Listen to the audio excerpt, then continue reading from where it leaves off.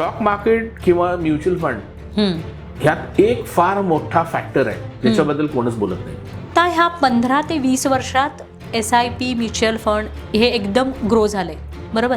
ह्याचं कारण तुम्ही काय सांगू शकता, म्हणजे कशामुळे असं झालं? तर सॅलरीड लोकांनी वेल्थ क्रिएशन करण्यासाठी SIPचा मार्ग कसा काय त्यांनी निवडायचा? There is a way. म्हणजे एक महत्वाची गोष्ट म्हणजे invest first and then what is left you spend आम्ही म्हणतो. बरोबर.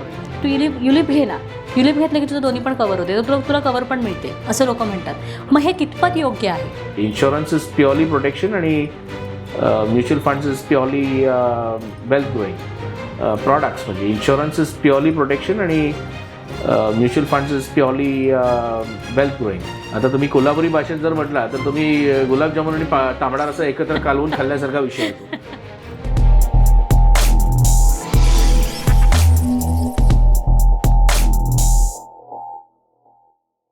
समीक्षा पॉडकास्टच्या या भागात तुमचं सगळ्यांचं मनापासून स्वागत. आज आपल्याबरोबर जे गेस्ट आहेत ते म्युच्युअल फंड या क्षेत्राशी निगडीत आहेत. इंजिनिअरिंग ते म्युच्युअल फंड असा त्यांचा प्रवास आहे. हा सगळा प्रवास ते उलगडणार आहेत आजच्या या पॉडकास्टमधून. नमस्कार कौस्तुभ सर, खूप खूप स्वागत आहे तुमचं या पॉडकास्टमध्ये. मी तुम्हाला विचारणार आहे तुमचा प्रवासाबद्दल. इंजिनिअरिंग फील्ड ते म्युच्युअल फंड हा एक वेगळा, दोन्ही वेगळे सेक्टर आहेत, त्याबद्दल मला तुमच्याकडनं जाणून घ्यायचं आहे. मी तुमचा आभार मानतो की तुम्ही मला समीक्षा पॉडकास्ट या व्यासपीठावरती बोलवलं आणि बोलायची संधी दिली. Thank you very much. इंजिनिअरिंगपासून या क्षेत्रात जाण्याचं खरं म्हणजे हे जे मार्ग मी निवडलेलं मार्ग नाही, हे घडत गेलेल्या गोष्टी आहेत. ओके. इंजिनिअरिंग हे शिक्षण जरी मी केलं असेल तरी I was a very bad engineer आणि मला आधीपासनं इन्व्हेस्टिंग म्हणा किंवा फायनान्स या क्षेत्रात आवड होती आणि मी आधीपासून हे माझ्या स्वतःसाठी करत होतो. आणि हळूहळू जसं जसं गोष्टी घडत गेल्या मी काही मित्रांना सांगत गेलो. नंतर माझ्याच मित्रांनी मला सांगितलं, हे तुला जर खरोखर ह्यात एवढी आवड आहे तर हे तू फुल टाईम का करत नाहीस. आणि ही संधी आली मला ज्या वेळेला कोविड आलं 2019-20 या वर्षी आणि बऱ्याच चॅलेंजेस आले आणि त्या पद्धतीने मग काही निर्णय घ्यावे लागले, कठोर निर्णय घ्यावे लागले. आणि त्यावेळेला माझे जे स्वतःचे इन्व्हेस्टमेंट्स होते त्याच्यामुळे मला ह्यातनं बाहेर पडायला संधी मिळाली.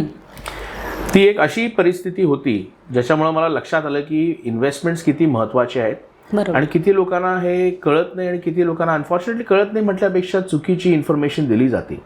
आणि या क्षेत्रात काम करायला अजूनही खूप संधी आहे आणि याच्यासारखं चांगलं काम नाही. कारण कुणाचं जरी तुम्ही ही फील्ड एवढी चांगली आणि आपल्या देश आत्ता ज्या परिस्थितीत आहे आणि ज्या पद्धतीने ग्रोथ एक्सपेक्टेड आहे ह्यात जर प्रत्येकाने पार्टिसिपेट केलं तर खूप ह्यातनं बेनिफिशियल मिनिंगफुल वेल्थ क्रिएट होऊ शकतं. आणि ह्याच्यासाठी सिम्पल गोष्टी आहेत, छोट्या गोष्टी आहेत, पण हे योग्य पद्धतीने आणि तपश्चर्याने जर केलं तर हे घडू शकतं. महत्त्वाचा एक प्रश्न आहे, म्युच्युअल फंड खरंच सही आहे का? क्यों सही नाही आहे? हे बघा, म्युच्युअल फंडमध्ये पहिल्यांदा सगळ्यांचं एक मत काय आहे की तुम्ही फक्त आणि फक्त शेअर मार्केटमध्ये गुंतवणूक करता. ही चुकीची गोष्ट आहे. Share market debt, basically mutual funds हे डेटमध्येही इन्व्हेस्ट करतं, आर्बिट्राजमध्येही करतं, सोन्यातही करतं, चांदीतही करतं, गव्हर्नमेंट सिक्युरिटीजमध्ये पण करतं आणि अर्थात इक्विटीजमध्ये पण करतं, ज्याला तुम्ही शेअर्स म्हणता. हे सगळ्या गोष्टी प्रोफेशनली मॅनेज केले जातात एका AMC कडनं, ज्याला आपण असेट मॅनेजमेंट कंपनी म्हणतो. याचं कॉन्स्टिट्यूशन एक ट्रस्ट आहे. आणि खरोखर त्यातले जाणकार लोक जे फंड मॅनेजर्स आहेत, रिस्क अॅनालिस्ट आहेत, रिस्क मॅनेजमेंट टीम आहे, त्यांची जी मॅनेजमेंट आहे, हे तुमचे पैसे एका ठराविक कॉस्टसाठी जी खरोखर रिझनेबल आहे, ज्याला आपण म्हणतो एक्सपेन्स रेशिओ, त्याच्यासाठी ते मॅनेज करतात. आणि जेव्हा तुमच्याकडे एवढं जबरदस्त एक्सपर्टाईज एवढ्या इफेक्टिव्ह प्राईसला मिळत असेल तर म्युच्युअल फंड क्यू सही नाही आहे हे तुम्हीच मला सांगा. बरोबर आहे. प्रकार काय असतात म्युच्युअल फंड? म्युच्युअल फंडमध्ये आता बेसिकली मी म्हणजे खूप ब्रॉड बेस्ड, म्हणजे अर्थात 2,500-3,000 फंड्स आहेत, पण मी तुम्हाला बेसिकली सांगतो. इक्विटी, डेट, आर्बिट्राज, गोल्ड म्हणजे कमॉडिटीज म्हणा. आता इक्विटीचा अर्थ काय आहे? इक्विटी म्हणजे शेअर्स. त्यात परत 3 विभाग आहेत. एक आहे लार्ज कॅप, दुसरा आहे मिड कॅप, तिसरा आहे स्मॉल कॅप. लार्ज कॅप काय? पहिले 100 कंपन्या. मिड कॅप म्हणजे काय? 101 ते 250 कंपन्या. हे स्टॉक मार्केटमध्ये लिस्टेड कॅपिटलायझेशनच्या प्रमाणे आहेत. आणि 250च्या खालचे जे सगळे आहेत त्याला आम्ही स्मॉल कॅप म्हणतो. त्याच्या पुढे जे आहे त्याला आपण डेट म्हणतो. डेट म्हणजे काय? गव्हर्नमेंट सिक्युरिटीज आणि तुमचे बेसिकली डेट इन्स्ट्रुमेंट. डेट इन्स्ट्रुमेंटचा अर्थ असा आहे ज्यातनं तुम्ही व्याज कमवता. जे इन्कम तुम्हाला व्याजातनं मिळतं जे इन्स्ट्रुमेंट तुम्हाला व्याज कमवून देतं त्याला आपण डेट म्हणतो.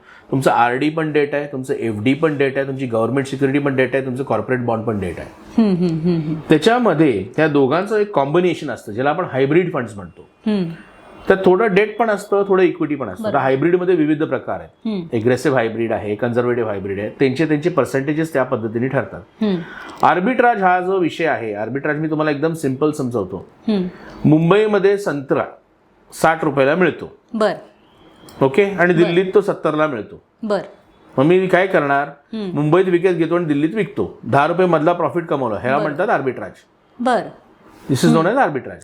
अर्थात हे शेअर्स मध्ये होतं, संत्र्यात होत नाही इन म्युच्युअल फंड्स मध्ये, तुम्हाला सांगितलं ऑफकोर्स. त्याच्यानंतर गोल्ड आहे. गोल्ड तुम्हाला माहिती आहे, गोल्डचं जे रेट आहे त्याप्रमाणे डिवाइड होतं आणि त्या पद्धतीने युनिट्स विभागले जातात. त्याच्यानंतर सिल्वर आहे. तर असे विविध प्रकार आहेत म्युच्युअल फंड्सचे. आणि जे कस्टमर बेस्ड नीड त्या पद्धतीने ठरवलं जातं, जे कस्टमरची रिक्वायरमेंट त्या पद्धतीने त्याचे इन्व्हेस्टमेंट ठरवले जातात. आता मल्टी एसेट नावाचा पण एक फंड आहे, त्यात गोल्ड पण आलं, त्यात सिल्वर पण आलं, तुमचं गोल्ड आलं म्हणा, डेट आलं म्हणा, इक्विटी आलं, आर्बिट्राज आलं. So there is a fund for every need. प्रत्येकाला जी गरज आहे त्या पद्धतीचं फंड अवेलेबल आहे. आता नवं गुंतवणूकदार आहे. आता मोस्टली कसं होतं, भारतामध्ये आर्थिक साक्षरतेचं प्रमाण कमी आहे, जेवढं पाहिजे तेवढं नाही आहे, किंवा जे रुरल एरियामध्ये जे लोक आहेत त्यांच्यामध्ये थोडंसं हे आर्थिक साक्षरता हे प्रमाण कमी आहे. त्यामुळे नवं गुंतवणूकदार म्हणजे आपल्याला काय म्हणता येईल की नुकतंच ज्याला सॅलरी सुरू झाली आहे किंवा नुकतंच एखाद्यानं बिझनेस स्टार्ट केलाय, त्याच्याकडे त्याचे पैसे साठायला लागले, नवं गुंतवणूकदार झाला, बरोबर. असा नवं गुंतवणूकदार ज्यावेळी इच्छा करतो की बाबा SIP मध्ये आपल्याला गुंतवणूक करायची, तर त्याला आर्थिक सल्लागार म्हणून तुम्ही कसं त्याला गाईड करू शकता? मी आर्थिक सल्लागार पहिली गोष्ट म्हणजे नाहीये, मी म्युच्युअल फंड डिस्ट्रीब्युटर आहे. आर्थिक सल्लागार ही कॅटेगरी टोटली वेगळी आहे. ज्या वेळेला इन्व्हेस्टर येतो, पहिली गोष्ट म्हणजे त्याला म्युच्युअल फंड काय आहे हे सांगणं अतिशय गरजेचं आहे. ह्याचे वेगळे वेगळे काय प्रकार आहेत, त्याच्यानंतर त्याला त्याचे पैसे परत कधी पाहिजेत, आणि सगळ्यात महत्वाची गोष्ट काय आहे, त्याचं रिस्क प्रोफाईल करणं अतिशय महत्वाचं आहे. रिस्क प्रोफाईल काय असतं मी तुम्हाला सांगतो.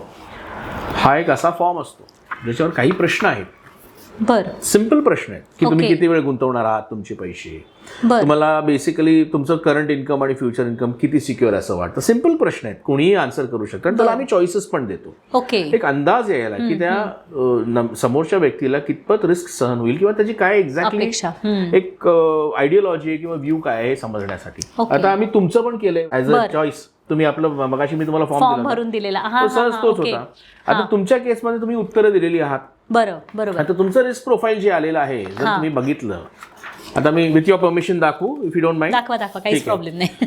हे असं आहे, तुम्ही जे प्रश्नांची उत्तरं दिलेली आहेत इथं दिसतं की तुम्ही 15%, समजा तुमच्याकडे 100 रुपये असले तर तुम्ही 15 रुपये सोन्यात घातले पाहिजेत, 55% डेट मध्ये, ओके, 20% लार्ज कॅप मध्ये आणि फक्त 10% मिड कॅप मध्ये. हे एक ब्रॉड लाईन झालेलं आहे. या पद्धतीने मी तुम्हाला सांगेन की असे फंड या कॅटेगरीमध्ये आहेत आणि तुम्हाला कुठल्या फंडमध्ये इन्व्हेस्ट करायला आवडेल. या पद्धतीने आम्हाला जनरल ब्रॉड आउटलुक येतं की तुम्हाला कुठल्या फंडमध्ये इन्व्हेस्ट करायला सांगावं, की तुमची दिशा कुठे आहे, तुमचं रिस्क प्रोफाईल किंवा तुम्ही किती रिस्क करू शकता, रिस्क सहन करू शकता. हे मी फर्स्ट टाइमच ऐकलंय. म्हणजे फार महत्वाचं आहे. कट करते तुम्हाला थोडंसं, पण मी सांगते आजपर्यंत कसं होत होतं की म्युच्युअल फंड चालू करायचंय, मग किती महिन्याला 2,000 टाकतो, 5,000 कशात टाकतो, काय टाकतो, ह्याच्या मागचं प्रॉब्लेम काय. प्रत्येक इन्व्हेस्टरला तुम्ही विचारा, सर तुम्हाला पैसे कधी पाहिजेत, मला पैसे नको आहेत. तुम्ही कधी मी लॉंग टर्म इन्व्हेस्टर आहे. लॉंग टर्मची व्याख्याता काय आहे. काही माणसांना 1 वर्ष लॉंग टर्म आहे, काही लोकांना 100 वर्ष लॉंग टर्म आहे, काही लोकांना 10 वर्ष.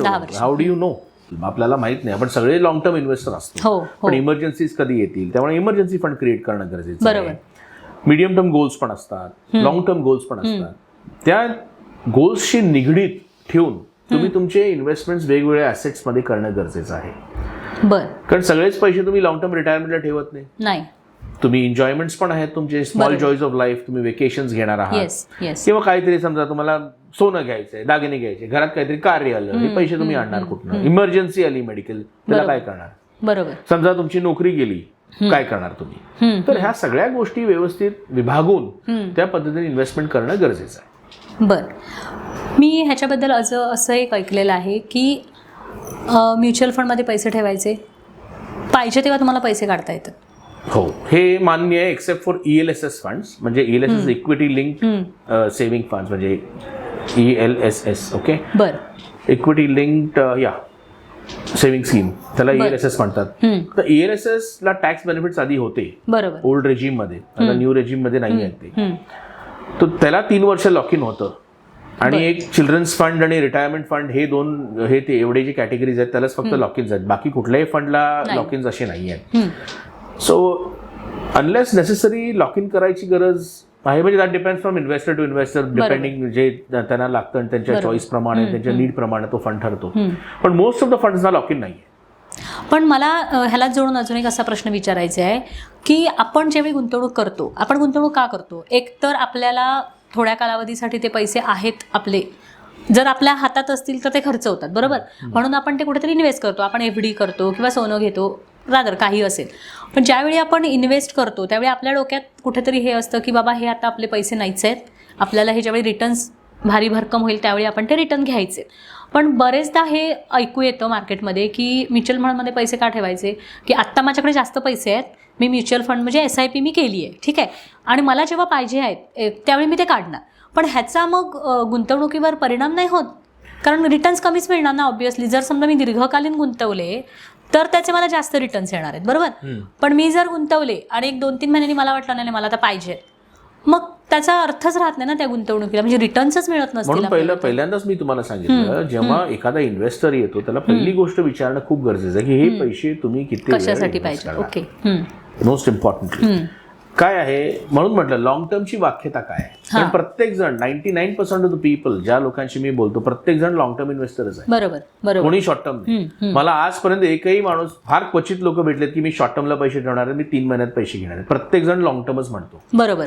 आणि मग सगळे शॉर्ट टर्म होतात.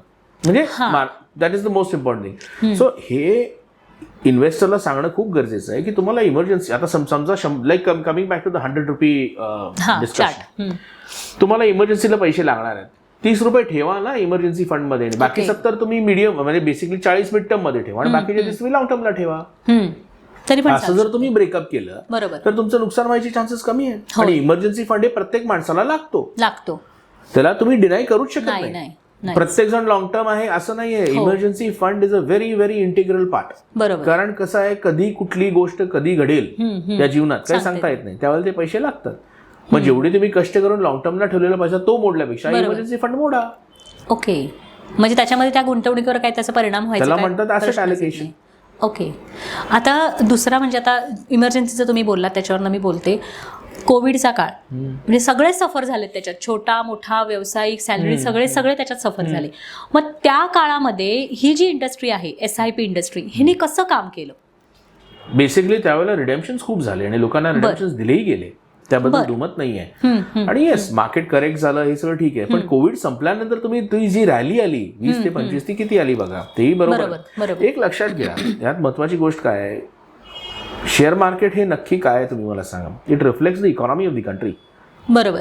आज तुम्ही मला सांगा, भारत देशात सगळ्यात यंगेस्ट पॉप्युलेशन आहे, ही सगळी काय हातावर हात धरून बसणार आहेत? They are all youngsters, ambitious youngsters. बरोबर. ही लोक काम करणार, ते ultimately will contribute to the economy. बरोबर आहे. हे इकॉनॉमीला कॉन्ट्रीब्युट केलं म्हणजे तुमचं GDP ग्रो होणार आहे. येस. मग दॅट्स एक्झॅक्टली द पॉईंट. मग तुम्ही काय करताय, म्युच्युअल फंडात गुंतवताय, if you investing in equities or into an equity fund, contributing to the economy of the country. मग तुमचे पैसे वाढणारच आहे.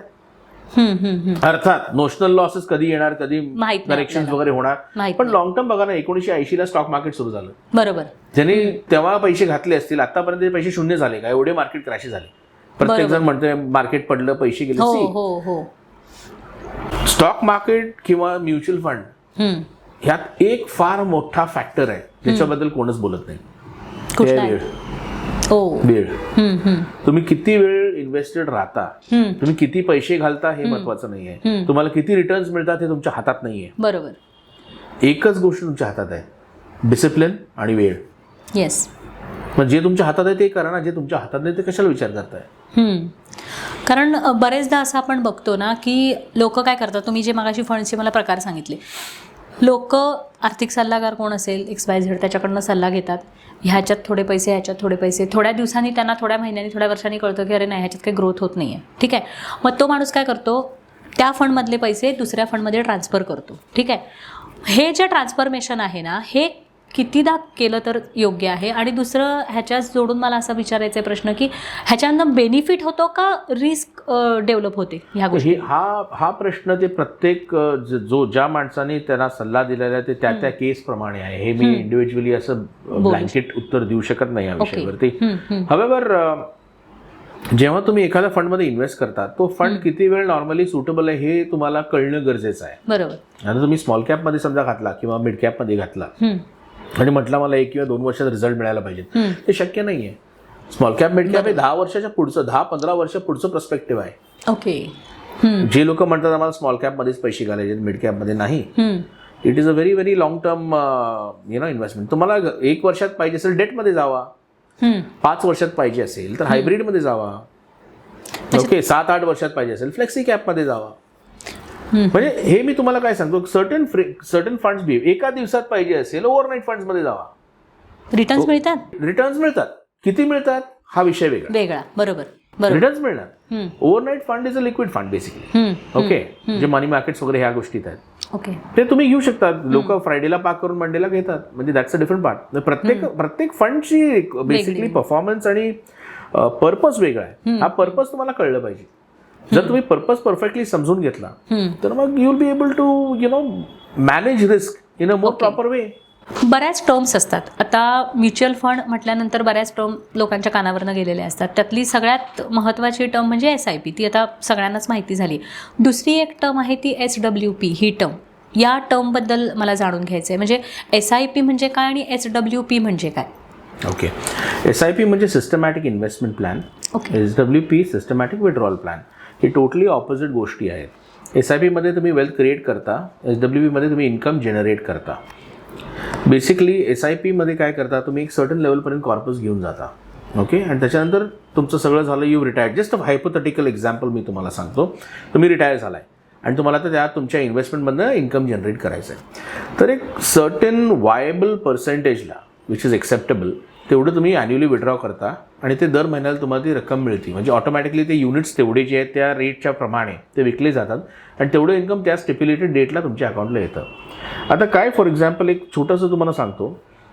एक गृहीत धरून चला, एक 10 लाख रुपये तुमची कॉर्पस झालेली आहे आणि 6% विड्रॉल म्हणजे साधारण एक 60,000 रुपये वर्षाला तुमचं 6%च्या हिशोबानं गणित जमतं. So if you look eight that way, म्हणजे एव्हरी मंथ तुम्हाला 5,000 रुपये मिळणार. आता हे ब्युटिफुल फंक्शनिंग कसं आहे, लेट अस एज्युम की तुमच्या फंडनी 10% परफॉर्म केला. मी 12% म्हणत नाही, 10%नी परफॉर्म केलं आणि 6% तुम्ही परफेक्ट काढले. उरलेले 4% तुमच्या मुद्दलीत वाढतात. सो तुमचं कॉर्पस पण ग्रो होतं आणि तुम्हाला इन्कम पण चालू राहतं.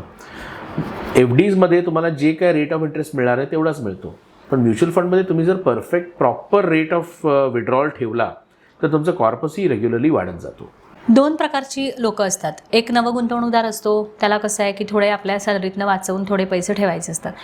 थोडं त्याचं एज वाढल्यानंतर त्याची जेव्हा फॅमिलीचा जेव्हा विषय होतो त्यावेळी तो म्हणतो की मला रिटायरमेंट नंतर एवढे पैसे पाहिजेत. बरोबर. म्हणजे तुम्ही मगाशी ते डिस्क्राईब केलं की कशा पद्धतीने SWP काम करतं. बरेचदा असं होतं की ह्या सगळ्या गोष्टींमध्ये मधल्या काळात बरेचदा त्याला नीट सल्ला मिळत नाही किंवा मग त्याला असं वाटतं की बाबा ठीक आहे, ह्या फंडमध्ये मी त्याच वेळी टाकायला पाहिजे होते, असं बरेचदा होतं. मग त्या केसमध्ये त्यानं कितीदा आपला जो डिस्ट्रीब्युटर आहे त्याच्याशी साधारण एक 6 महिन्यांनी एकदा कॉन्टॅक्ट ठेवायला पाहिजे का, की ते बघायचं कधी त्यांनी की बाबा कसं आपलं फंड काम करतंय? As a matter of fact डिस्ट्रीब्युटरने त्याच्या कॉन्टॅक्टमध्ये राहायला पाहिजे, because the client is the most important person. आणि we have to look at one very important thing. एक महत्त्वाची गोष्ट कशी आहे, आपण आपल्या लोकांशी निगडीत आणि कॉन्टॅक्टमध्ये राहणं महत्त्वाचं आहे. ऑफकोर्स कधी कधी काय क्लायंट बेस लोकांचा वाढतो, पण येस, वर्षातनं एकदा ॲटलिस्ट मला वाटतं पोर्टफोलिओ रिव्ह्यू करायला हरकत नाही. आणि इक्विटी म्युच्युअल फंड्स ज्या गोष्टी आहेत ना, हे लॉंग टर्म प्रॉडक्ट्स आहेत. It's not going to be a short term product. म्हणजे दरवर्षी मी शिफ्ट करतो, हे करतो, करण्याने काही होणार नाही आहे. It's not going to help. In fact तुम्हाला कॅपिटल गेन टॅक्सेशनची लायबिलिटी वाढेल. त्यामुळं जर इक्विटी म्युच्युअल फंड्समध्ये तुम्ही इन्व्हेस्ट करणार असाल तर कमीत कमी it should be at least 8 to 10 years and above. नाहीतर इक्विटी म्युच्युअल फंड्समध्ये इन्व्हेस्टच करू नका, असं मी सजेस्ट करेन तुम्हाला. बरेचदा आता काही गोष्टी देशांतर्गत घडत असतात, काही आंतरराष्ट्रीय पातळीवर घडत असतात, बरोबर. युद्ध आहे किंवा आपल्याकडे निवडणुका आहेत, बऱ्याच गोष्टी अशा असतात. त्यावेळी पेपर उघडला की पहिलं असं असतं की बाबा हां आज निकाल लागणार आहे ना, मग शेअर मार्केट वधारला किंवा मग खाली पडला. ॲक्च्युली आता म्युच्युअल फंड आणि शेअर मार्केट ह्या दोन्ही वेगळ्या गोष्टी आहेत.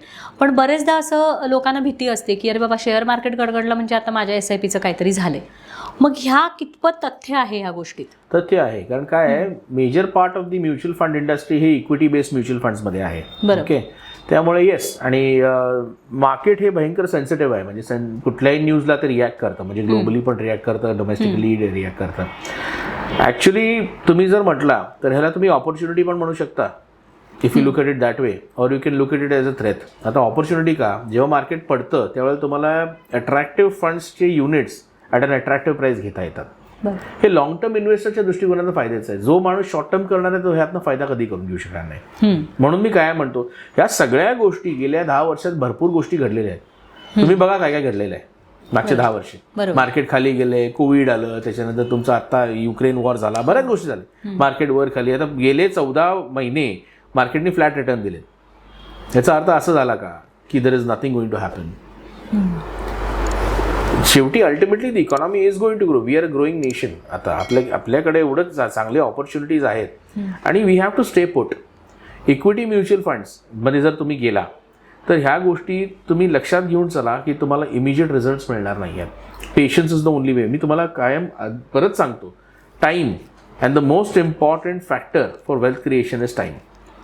It is a very boring process. तुम्हाला ओव्हरनाईट पैसे मिळणार नाही. तुम्ही 4-4, 5-5 वर्ष असंच बघत बसला तरी कधी कधी तुम्हाला रिझल्ट मिळणार नाही आणि एकाच वर्षात रिझल्ट मिळून जातील, मागचे 5 वर्ष निघून जातील. म्हणून आम्ही म्हणतो long term is 10 years and above. हे पर्स्पेक्टिव्ह ठेवून तुम्ही यायला पाहिजे या मार्केट्समध्ये. आता आपला देश हा युथचा देश आहे, बरोबर. सगळ्यात जास्त युथ पॉप्युलेशन आपल्याकडे आहे. मग ह्या लोकांच्या पॉईंट ऑफ व्ह्यूमधनं, म्हणजे आता जर 20 वर्षामागे आपण गेलो किंवा 25 वर्षामागे गेलो, त्यावेळी गुंतवणूक करायच्या एक ठराविक गोष्टी होत्या की बाबा अशाच पद्धतीनं गुंतवणूक करायची. म्हणजे अक्षरशः आपण असं म्हणू शकतो की आपल्या आजीच्या तांदळाच्या डब्यात सुद्धा पैसे असायचे, बरोबर आहे ना, किंवा कुठल्या तरी आजोबांच्या चंचीत सुद्धा पैसे असायचे. ही इन्व्हेस्टमेंटची सुरुवात होती त्या काळात. त्यानंतर बँका आल्या, FDs आल्या, त्यानंतर इन्शुरन्स सेक्टर ओपन झालं. मग त्याच्याकडे पण बरीच लोक इन्व्हेस्टमेंट म्हणून बघायला लागली काही काळापुरती. आत्ता ह्या 15 ते 20 वर्षात SIP म्युच्युअल फंड हे एकदम ग्रो झाले, बरोबर. ह्याचं कारण तुम्ही काय सांगू शकता, म्हणजे कशामुळे असं झालंय? Awareness, okay, education. लोकांना आता लक्षात यायला लागलंय. तुम्ही जे म्हणत होता आपल्या आजीनी म्हणजे ह्याच्यात ठेवलं होतं, that is not investment, that is saving. Saving आणि इन्व्हेस्टमेंट मध्ये फरक आहे. अजूनही आपण सेव्हिंग करतो, घरी पैसे ठेवणे म्हणजे ते सेव्हिंग झालं. पण जोपर्यंत तुम्ही त्याला इन्व्हेस्ट करत नाही तुमच्या पैशाला चालना मिळणार नाही. तुम्ही FD मध्ये ठेवा. It should create some amount of revenue. तुम्ही पैसे कशातही करा. आता ते इन्फ्लेशनच्या खाली आहे का वर आहे, rather than earning no money, it is better that you earn some money. हे महत्वाचं आहे. पण that is the most important part. आणि लोकांची अवेअरनेस वाढलेली आहे. आता यूथला लक्षात येत, देअर सो मच, म्हणजे सोशल मीडियावरती अवेअरनेस आहे, त्याच्यानंतर इंटरनेट आहे, त्यामुळे बऱ्याच लोकांना कळायला लागलं. आता I think now slowly and steadily I think financial education will also come into the syllabus. म्हणजे मुलांच्या शिक्षणापासून ते सुरू होईल आणि ही चांगली गोष्ट आहे. हे कळणं महत्त्वाचं आहे आणि त्यामुळं मला वाटतं हे वाढतच जाणार, हे काही कमी होणार नाही. आणि इट इज चांगली गोष्ट आहे, वेलकम डिसिशन आहे आणि वेलकम गोष्टी घडायला लागले मार्केट्समध्ये. आता बरेचदा आपण असं बघतो की काही काही गोष्टी आपण ऐकलेल्या असतात, काही बघितलेल्या असतात. एक महत्त्वाचं कोट मी त्या संदर्भातलं ऐकलं आहे की invest and forget. Invest, review and forget. मी म्हणेन बरं, invest, review at regular intervals. Regular म्हणजे not every day, maybe once in a year, and forget. For equity funds invest, review and forget. कारण invest and forget हे ऐकायला छान वाटतं, पण तसं आपण फॉरगेट करू शकत नाही ना, पैसा आपला आहे, हार्ड अर्न मनी आहे. ऑफकोर्स मी तेच म्हणतो, म्हणून मी टर्म घातली रिव्ह्यूची. रिव्ह्यू करा, तुमचा जो कोण डिस्ट्रीब्युटर आहे त्याच्यावर बसा, आणि ask him to help you review it. बसा एकत्र, चर्चा करा, घ्या रिव्ह्यू, काय प्रॉब्लेम आहे, वेलकम डिसिशन. काही लोकांना अशी सवय असते ना की 2-3 दिवस झाले, आठवडा पण झाला नाही तोपर्यंत ते बघायचं, लगेच त्या डिस्ट्रीब्युटर जो आहे त्याला फोन करायचा की अरे बाबा ते काय झालं, ते पडायला लागले, ते काही नाही. मग हे कितपत योग्य आहे? तुम्ही मगाशी मला म्हटलं की हे लॉंग टर्म बिझनेस आहे, हा लॉंग टर्म मार्केटशी रिलेटेड आहे आणि आपण लॉंग टर्मसाठी ते पैसे ठेवले पाहिजे तर आपल्याला त्याचा फायदा होतो. पण ही सवय लोकांना का लागते की का लोकांना हे म्हणजे मगाशी तुम्ही म्हटलं की आपण ते बघायला पाहिजे, त्याच्यावर ऑब्झर्वेशन ठेवलं पाहिजे, पण ह्याचं सातत्य असलं पाहिजे का, आणि असलं तर ते किती साधारण त्याला ड्युरेशन पाहिजे? प्रथम ज्यावेळेला एखादा फंड, ज्यावेळेला एक डिस्ट्रीब्युटर क्लायंटचा फंड इन्व्हेस्ट करतो in a particular fund house, त्यांनी ते आधीच सांगणं गरजेचं आहे की हा फंड 10 वर्ष किंवा 5 वर्षानंतरच तुम्ही बघा, हे काही ओव्हरनाईट हे ग्रो होणार नाही, हे पहिल्यांदाच तुम्ही सांगणं गरजेचं आहे. मला नाही वाटत ॲक्च्युली, मला असं कधी, इनफॅक्ट बरेच लोक माझ्याकडे आहेत, असं मला रोज कधी असा कुठल्या क्लायंटनी फोन करून त्रास दिला असं मला, किंवा मला फोन करून विचारलं रोज, अरे बाबा काय जर असं झालेलं नाही, कारण डे 1 पासून मी एक्सप्लेन केलं आहे हा फंड असा असा बिहेव करणार आहे. ओके. आणि तुम्हाला जर 1 दिवसात पाहिजे असेल, 2 दिवसात पाहिजे असेल, तर तुम्ही लिक्विड फंड्समध्ये राहा. म्हणजे जे दॅट्स एक्झॅक्टली द पॉईंट. म्हणजे जरी, म्हणून मी जे म्हणतो रिस्क प्रोफायलिंग महत्वाचं आहे. तुम्ही हे घातल्यानंतर सबकॉन्शियसली तुमच्या मनात काय आहे हे इथं बाहेर निघतं. ओके. आता तुम्ही जरी म्हटला लॉंग टर्म आहे, पण तुमच्या ह्याच्यामध्ये बघा ना 15% गोल्ड आलं आणि 55% तुमचं डेट आलं. हां, लक्षात आलं. म्हणजे तुम्ही फुल्ली एग्रेसिव्ह फंड्समध्ये जाऊ शकत नाही तुमच्या केसमध्ये. पण बरोबर. सो हे जर तुम्ही एक्सप्लेन केला तर मला नाही वाटत एवढे मेजर इश्यूज येतात. सॅलरीड जी लोक असतात की ज्यांना फिक्स इन्कम मिळतं दर महिन्याला, ते ऑब्व्हियसली 1 वर्षभरात 1.5 वर्षात ते वाढत असतं. ओके. सॅलरीड लोकांना पण असं वाटत असतं ना की आपण वेल्थ क्रिएट करावं. हां, म्हणजे एक ठराविक वर्षानंतर घर घ्यायचं आहे त्याला, किंवा गाडी घ्यायची आहे, किंवा फार्म हाऊस घ्यायचं, जे काय असेल, किंवा अदर वेना त्याला वेल्थ क्रिएट करायचं आहे. तर सॅलरीड लोकांनी वेल्थ क्रिएशन करण्यासाठी SIPचा मार्ग कसा काय त्यांनी निवडायचा, म्हणजे कशा पद्धतीने जायचं? अर्थात बेसिक ते रिटायर कधी होणार आहेत आणि त्यांनी जे काय whatever they should start, there is a way. म्हणजे एक महत्वाची गोष्ट म्हणजे invest first and then what is left you spend, आम्ही म्हणतो. बरोबर. Recommended I would say at least एक 25-30% त्यांनी त्याच्या सॅलरीमधनं इन्व्हेस्टमेंट सुरू केली पाहिजे. पगार वाढतो त्यावेळेला they should regularly step up, आणि ते कंटिन्युअसली लॉंग टर्मवरती ठेवणं गरजेचं आहे. 10 to 15 years हे जर केलं तर डेफिनेटली वेल्थ क्रिएशन होऊ शकतं. पण त्याला डिसिप्लिन, कन्सिस्टन्सी, टाईम आणि पेशन्स ह्या गोष्टी लागणार. त्याशिवाय वेल्थ क्रिएशन होऊ शकत नाही. प्रत्येक गोष्टीला तपश्चर्या लागणार. बरोबर. त्याशिवाय ते होणार नाही, शक्य नाही आहे. आता तुमच्या उत्तरात एक शब्द आला, स्टेपअप. त्याच्याचकडे मी येणार होते. बरेचदा असं म्हणतात की SIP जी आपण आता करतोय, समजा मी 2,000-5,000ची दर महिन्याला मी SIP करते आहे, ठीक आहे, तर एक 6 महिन्यांनी स्टेपअप SIP करावी. हा प्रकार काय आहे? स्टेपअप म्हणजे तुम्ही फंड हाऊसला इन्स्ट्रक्शन्स देताय की 6 महिन्याला, दर 6 महिन्याला माझी एवढी रक्कम ह्याच्यात वाढव.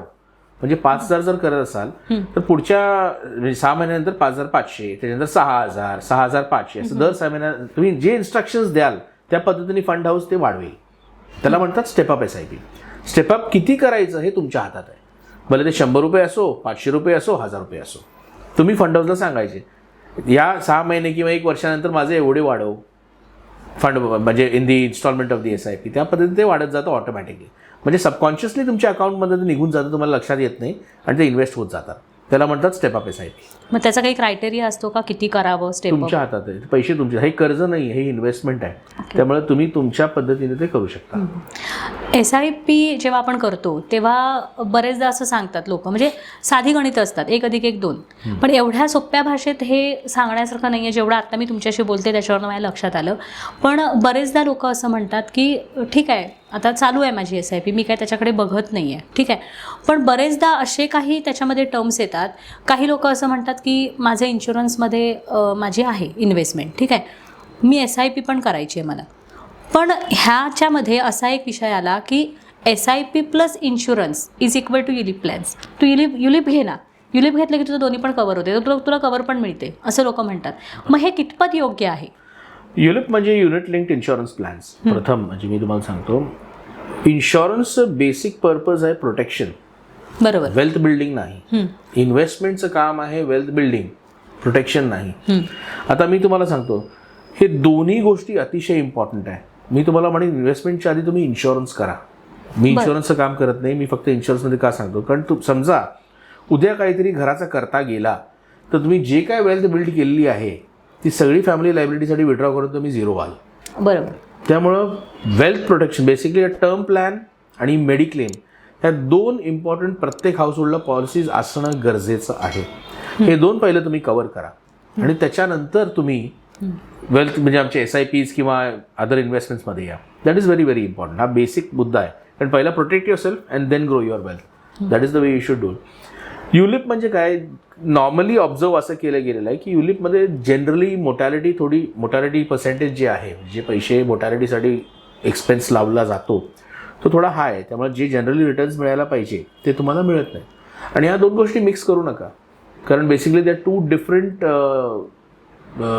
काय म्हणतात त्याला, टू डिफरंट थिंग्स, म्हणजे टू डिफरंट प्रॉडक्ट्स. म्हणजे इन्शुरन्स इज प्युअरली प्रोटेक्शन आणि mutual funds is purely wealth growing. आता तुम्ही कोल्हापुरी भाषेत जर म्हटला तर तुम्ही गुलाबजामुन आणि तांबडा रस्सा एकत्र कालवून खाल्ल्यासारखा विषय येतो. So generally I wouldn't recommend that. It should be totally different. त्यामुळे ह्या दोन गोष्टी दोन्ही सेपरेटली ठेवा, त्याने तुम्हाला जास्त चांगले रिझल्ट्स मिळतील. That is my personal opinion. आता मगासपासून आपण SIP या विषयाबद्दल बोलतोय की लॉंग टर्म गुंतवणूक हा एक त्याच्यात विषय झाला, पण सगळ्यात ह्याच्यात महत्त्वाचा मुद्दा ज्याचा विचार केला गेला पाहिजे इन्व्हेस्टमेंट करताना प्रत्येकानं, ते म्हणजे महागाई. ही जी महागाई आहे ती आता आपण बघतोच 15 वर्षात 20 वर्षात कुठून कुठपर्यंत आपण आलो आहे. मग महागाई हा जो विषय आहे हा गुंतवणूक करताना कसा काय टॅकल करता येईल? म्हणजे SIP मध्ये ज्यावेळी आपण गुंतवणूक करतो त्यावेळी आपण असं म्हणतो की आत्ता ठीक आहे, आत्ताच्या घडीला जर मला 1 कोटी असतील माझ्याकडे तर ते पैसे माझ्यासाठी खूप आहेत, ठीक आहे. पण मी 25 वर्षानंतर जेव्हा विचार करते किंवा माझ्या रिटायरमेंटच्या वेळी जर विचार करते त्यावेळी ते 1 कोटीची किंमत खूप कमी झालेली असणार आहे. मग हे कसं काय आपण टॅकल करू शकतो SIP करत करत? SIP इज, मी तुम्हाला म्हटल्याप्रमाणे what ever investments you make, जे काही इन्व्हेस्टमेंट आपण करतो ते इन्फ्लेशनच्या रेटपेक्षा जास्त असणं गरजेचं आहे. बरोबर. आणि आपण जे विड्रॉ करतो त्यातनं it should be lesser than the rate of withdrawal. आता फॉर एक्झाम्पल, आता SWBचा फॉर्म्युला आपण याला कोरिलेट करूया. फॉर एक्झाम्पल, तुमच्या फंडनी 12% परफॉर्म केलेलं आहे. इंडियाचं इन्फ्लेशन 7% पकडूया. 12 - 7 किती झाले? 5. बरोबर बरोबर. 5% जास्त तुम्ही विड्रॉल करून उपयोग नाही, नाहीतर your corpus will be redundant. तो कॉर्पस तुमचा काही उपयोगाचा नाही आहे. बरोबर आहे. तर हे सिम्पल कॉमन सेन्स आहे. म्हणजे इन्फ्लेशनपेक्षा जे काही वरती राहतं SWBच्या वेळेला, म्हणजे SWBचा फॉर्म्युला आता तुम्ही विचारला आहे म्हणून मी तुम्हाला सांगतो. आता कॉर्पस तुमचं क्रिएट झालं आहे, हेच 1 कोटी तुम्हाला रेलेव्हंट ठेवायचे असले तर इफ द इन्फ्लेशन इज 7% आणि तुमच्या फंडनी परफॉर्म 12% केलेलं आहे, 12 - 7 किती झाले? 5%. म्हणजे 4% विड्रॉल तुम्ही करणं गरजेचं आहे वर्षाला, महिन्याला नाही. So that is the way you protected. दुसरी गोष्ट, तुम्हाला वेल्थ क्रिएशन करायचं असेल तर you must start SIP fast. SIP लवकर चालू केलं पाहिजे, हळूहळू स्टेपअप करणे गरजेचं आहे. ओके, जिथे काय ओव्हरनाईट होणार नाही आहे, पण over a period of time, एक थ्रेशोल्ड पॉईंट नंतर जेव्हा SIPचा कंपाऊंडिंग इफेक्ट सुरू होतो, it tends to beat inflation. तर हे लॉंग टर्म जर्नी आहे. आणि म्हणून मी म्हटलं ना, time is the most important factor. जसं जसं तुम्ही म्हणजे वेळ तुम्ही या मार्केटमध्ये इन्व्हेस्टेड राहता, तुमचे फंड्स कंपाऊंड लवकर व्हायला लागतात आणि the ability to double becomes faster. आता महागाई दर हा जो विषय आहे ना, ह्याच्याप्रमाणेच दुसरा एक विषय आहे की आपलं दरवर्षी बजेट डिक्लेअर होतं. बरोबर. सगळेजण आपण बजेटकडे डोळे लावून बसलेलो असतो. हा जो बजेट हा प्रकार आहे किंवा टॅक्सेशनचा डिरेक्टली परिणाम होतो का SIPच्या इन्व्हेस्टमेंटवर, का कमी प्रमाणात होतो? म्युच्युअल फंड्समध्ये जर तुम्ही टॅक्सेशनचा पार्ट बघितला तर त्याला इक्विटी टॅक्सेशन आणि डेट टॅक्सेशन हे 2च प्रकार आहेत. आता इक्विटी म्युच्युअल फंड्समध्ये काय होतं, तुम्ही जर समजा 1 वर्षाच्या आत जर तुम्ही विड्रॉ केला तर त्याला शॉर्ट टर्म कॅपिटल गेन बसतं, दॅट इज अबाउट 20%. पण जर तुम्ही लॉंग टर्म कॅपिटल गेनमध्ये गेला तर 1.25 लाखापर्यंत it's a tax free income. म्हणजे कॅपिटल गेन जर 1.25 लाखाच्या आत जर असेल तर you don't have to pay tax. आणि त्याच्या पुढं 12.5% तुम्हाला भरावं लागतं कॅपिटल गेनवरती. पण that is also quite effective, more than the income tax slab. म्हणजे तुमच्या स्लॅबप्रमाणे नाही आहे. So that is also very good thing. म्हणजे टॅक्स इफेक्टिव्हनेस पण म्युच्युअल फंडमध्ये आहे कम्पेअर्ड टू अदर इन्स्ट्रुमेंट्स. म्हणून आम्ही that's why again mutual fund सही आहे. जे मुलं आता साधारण 20 वर्षापर्यंत मुलं शिकतात, काही पोस्ट शिकतात जास्त 25 वर्षापर्यंत शिकत असतील, तर साधारण एक एज ग्रुप जर आपण पकडला की 20 ते 30 हा एज ग्रुप आहे किंवा 30 ते 40 आहे, 40 ते 50, ह्या वेगवेगळ्या एज ग्रुपसाठी तुम्ही काय सजेस्ट कराल की त्यांनी SIP, आता ऑब्व्हियसली तुम्ही मगाशी सांगितलं की लवकरात लवकर SIP सुरू करा लहान वयात, म्हणजे तुम्हाला लॉंग टर्म त्याचे फायदे मिळू शकतात, ठीक आहे, हा समजला मला. पण जर समजा 20 ते 30 ह्या कॅटेगरीचा मुलगा किंवा मुलगी आहे तर तिनं साधारण SIPच्या अंडर किती साधारण इन्व्हेस्ट करावी, एक टेंटेटिव्ह? मोर दॅन किती इन्व्हेस्ट करावे, त्याला एक सर्टन सिम्पल गोष्ट मी तुम्हाला सांगतो. 100ने त्या व्यक्तीचं वय मायनस करा. फॉर एक्झाम्पल 20 वर्षाचा मुलगा किंवा मुलगी आहे, 100 - 20 इज 80, म्हणजे 80% इक्विटी, 20% डेट. 30 वर्षाला 70-30 करा, 50ला 50 करा. Amount is not important, the allocation is important. आणि जसं जसं तुमचं एज वाढत जाईल, move more towards hybrid and move more towards death. त्याच्यामुळे काय होईल, व्हॉलेटिलिटी कमी होईल. पण थोडंफार इक्विटी पर्सेंटेज हे राहणं म्हणजे त्या केसमध्ये तुमचं इक्विटी सेव्हिंग्ससारखे पण categories as you start ageing तुम्हाला ते बऱ्यापैकी will be of good help. तर जनरली ढोबळ जर तुम्हाला मी सांगायला गेलं 100 मायनस दी एज जे उरतं that is the amount of exposure that one must have in equity. Simple formula ठेवा, जास्त कॉम्प्लेक्स करण्यात काय पॉईंट नाही. ओके. तुमची जी टॅगलाईन आहे त्याच्याबद्दल मला बोलायचं आहे की त्या टॅगलाईनमध्ये तुम्ही असं लिहिलं आहे की मनी वर्क्स फॉर अस. मला ह्या टॅगलाईनचा अर्थ सांगा. म्हणजे पैसे आमच्यासाठी काम करतं एक ठराविक वेळेनंतर. आमच्या सगळ्या क्लायंट्सने रिटायर व्हावं, समृद्ध जगावं, सक्षम व्हावं. They should enjoy life and they should not have to worry about money because money has to work for them. हे आमचं प्रिन्सिपल आणि हे आमचं that's what our theme tagline is. तुम्ही खूप छान उत्तरं दिलीत. बऱ्याच गोष्टी समजल्या आम्हाला, कारण काही टर्म्स अशा होत्या ना त्या समजत नव्हत्या, ते तुम्ही खूप छान पद्धतीनं मांडल्यात.